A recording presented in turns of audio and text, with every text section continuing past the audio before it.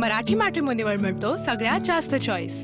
मराठी मॅट्रिमोनीने लाखो स्थळं जुळवली आहेत। यापेक्षा चांगली गोष्ट काय असू शकते? मराठी माणसांची नंबर 1 चॉईस मराठी मॅट्रिमोनी। राज्याचे उपमुख्यमंत्री अजित पवार मंत्रालयात आले की मंत्रालयामध्ये मोठी लगबग जी आहे ती पाहायला मिळायची। सकाळी 8 वाजल्यापासूनच अजितदादा जे आहे ते मंत्रालयात असायचे आणि मंत्रालय संपूर्ण गजबजलेलं आपल्याला पाहायला मिळायचं। परंतु आता मात्र ती स्थिती जी आहे ती मंत्रालयात पाहायला मिळत नाही। हा 6वा मजला आहे, ज्या 6व्या मजल्यावरती अजितदादा जे आहेत ते त्यांचं दालन आहे आणि याच दालनामध्ये आपण पाहतो की याच ठिकाणी अजितदादांचं दालन आहे आणि या दालनामध्ये अजितदादा आठवड्यातून 2 ते 3 दिवस जे आहे ते सकाळी येत असत आणि सकाळी आल्यानंतर जे नागरिक असतील, जे कार्यकर्ते असतील त्यांना अजितदादा जे आहे ते भेटत होते आणि त्यानंतर प्रशासकीय बैठका ज्या आहेत त्या अजितदादा घ्यायचे। परंतु आता मात्र हा 6व्या मजल्यावरचा दालनाचा संपूर्ण परिसर जो आहे तो शांत झालेला आपल्याला पाहायला मिळतो आणि त्याचं कारणच असं आहे की राज्याचे उपमुख्यमंत्री अजित पवार यांचा अपघाती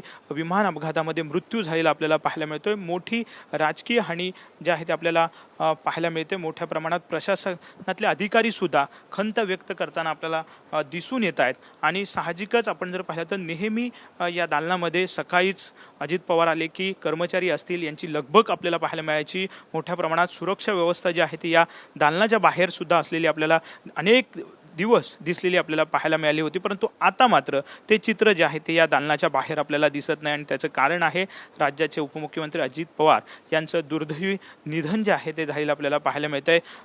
आता खऱ्या अर्थानं आपण जर पाहिलं तर महिनाभरात नंतर अधिवेशन सुरू होतं, त्यामुळे त्या अर्थसंकल्पीय अधिवेशनाची लगबगसुद्धा आपल्याला या दालनाच्या बाहेर पाहायला मिळालेली असायची आणि आता मात्र ही सगळी संपूर्ण गर्दी जी आहे ती ओसरलेली आहे। कोणीच या ठिकाणी दालनाच्या बाहेर आपल्याला दिसत नाही आणि ज्या पद्धतीनं अजितदादा आले तर मोठ्या संख्येनं कार्यकर्ते सुद्धा आपापली कामं घेऊन सकाळीच या मंत्रालयातल्या दालनात येत होते। परंतु आता ती स्थिती जी आहे ते चित्र जे आहे ते दिसत नाही आहे, कारण अजितदादा सगळ्यांना सोडून गेलेले आपल्याला पाहायला मिळत आहेत। त्यांचा दुर्दैवी मृत्यू जो आहे तो झालेला आहे। एक प्रशासनावरची वचक जी आहे ती अजितदादांची होती। सकाळीच अधिकारी सुद्धा धावत मंत्रालयात यायचे, कारण अजितदादा सकाळी 8 वाजता मंत्रालयात पोहोचणार होते, अशी सगळी स्थिती जी आहे ती असायची। परंतु आता मात्र या दालनाच्या बाहेर संपूर्ण शांतता आपल्याला पाहायला मिळते आणि त्याचं कारण आहे की अजितदादा यांचा मृत्यू जो आहे तो झालेला आहे, निधन जे आहे ते झालेलं आहे।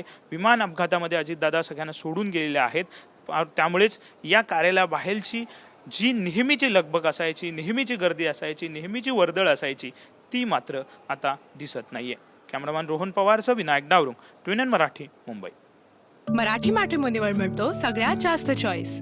मराठी मॅट्रिमोनीने लाखो स्थळं जुळवली आहेत। यापेक्षा चांगली गोष्ट काय असू शकते? मराठी माणसांची नंबर 1 चॉईस मराठी मॅट्रिमोनी।